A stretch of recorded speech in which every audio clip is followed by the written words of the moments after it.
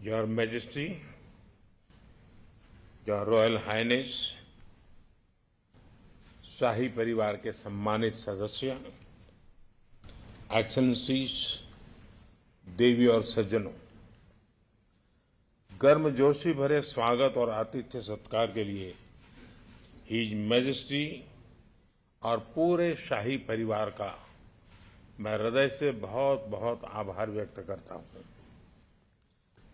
भारतीय प्रधानमंत्री की ब्रुनेई की ये पहली द्विपक्षीय यात्रा है, लेकिन यहां मिले अपनेपन ने मुझे दोनों देशों के सदियों पुराने संबंधों का एहसास हर पल हम अनुभव कर रहे हैं।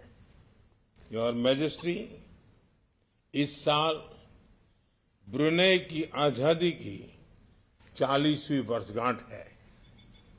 आपके नेतृत्व में ब्रुनेई ने परंपरा और निरंतरता के लिए एक महत्वपूर्ण संगम के साथ प्रगति की है।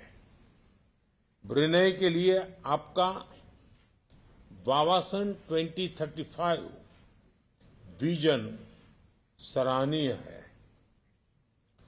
140 करोड़ भारतीयों की ओर से मैं आपको और ब्रुनेई के लोगों को बहुत बहुत शुभकामनाएं देता हूं।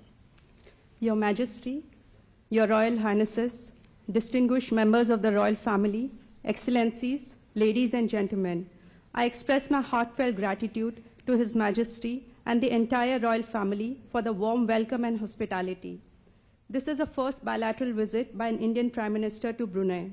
However, with the closeness and warmth I have received here, I am reminded of the centuries-old ties between our countries.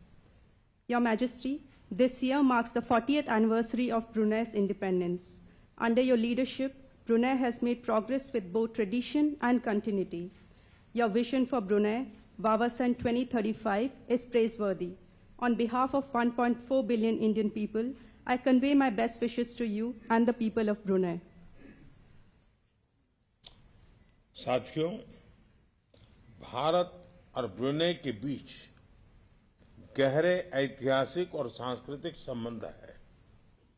इस साल हम अपने राजनीतिक संबंधों की 40वीं सालगिरह मना रहे हैं। इस अवसर पर हमने निर्णय लिया है कि अपने संबंधों को एनहांस पार्टनरशिप का दर्जा देंगे। Friends, India and Brunei have deep historical and cultural ties. This year, we are celebrating the 40th anniversary of our diplomatic ties.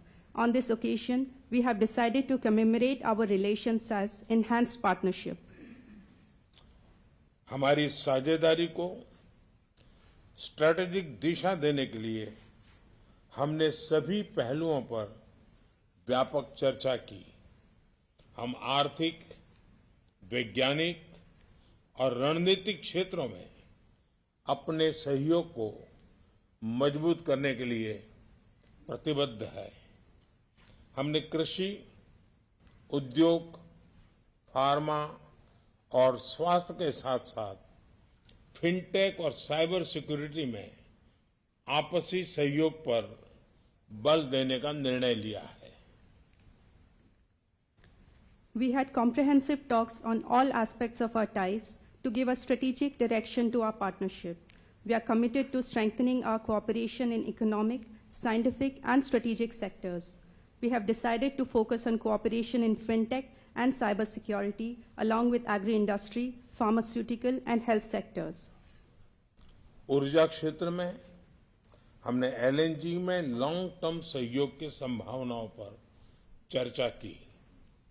रक्षा क्षेत्र में सहयोग को बढ़ाने के लिए हमने रक्षा उद्योग, प्रशिक्षण और क्षमता निर्माण की संभावनाओं पर सकारात्मक विचार किए। Under energy sector, we discussed the potential for long-term cooperation in LNG.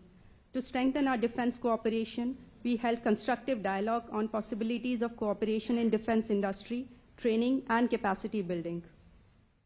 अंतरिक्ष के क्षेत्र में अपने सहयोग को सुदृढ़ करने के लिए हमने सैटेलाइट डेवलपमेंट, रिमोट सेंसिंग और ट्रेनिंग पर सहमति बनाई है। दोनों देशों के बीच कनेक्टिविटी के लिए जल्द ही डायरेक्ट फ्लाइट्स शुरू की जाएगी। To solidify our cooperation in space sector, we have agreed on cooperation in satellite development, remote sensing, and training. To enhance connectivity between the two countries, direct flights will be commenced soon. साथियों, हमारे people to people संबंध हमारी साझेदारी की नींव है।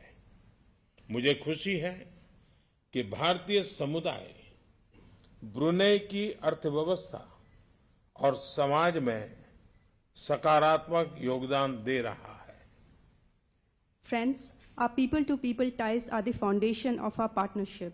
I'm happy that the Indian community in Brunei is making positive contributions to Brunei's economy and society. कल भारतीय राजदूतावास के लोकार्पण से भारतीय समुदाय को एक स्थायी एड्रेस मिला है।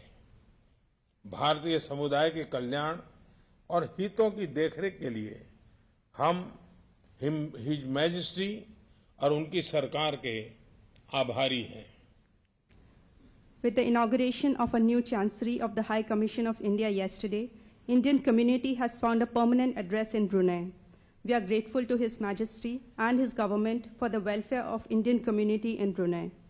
साथियों, भारत की एक्ट ईस्ट पॉलिसी और इंडो पैसिफिक विजन में ब्रुनेई का महत्वपूर्ण साझेदार रहा है। भारत हमेशा आसियान सेंट्रलिटी को प्राथमिकता देता आया है और आगे भी देता रहेगा। Friends, Brunei is an important partner in India's Act East policy and Indo-Pacific vision. India has always given priority to ASEAN centrality and will continue to do so. हम अनक्लोज जैसे अंतर्राष्ट्रीय कानूनों के तहत फ्रीडम ऑफ नेविगेशन और ओवरफ्लाइट्स का समर्थन करते हैं। हम सहमत हैं कि इस क्षेत्र में कोड ऑफ कंडक्ट पर सहमति बने। हम विस्तारवाद नहीं, विकासवाद की नीति का समर्थन करते हैं। We support freedom of navigation and overflight under international laws like UNCLOS. We agree that a code of conduct should be finalized for this region. We support the policy of development and not expansionism. Your Majesty, Bharat के साथ संबंधों के प्रति आपकी प्रतिबद्धता के लिए हम आपके आभारी हैं। आज हमारे ऐतिहासिक संबंधों में एक नया अध्याय जुड़ रहा है।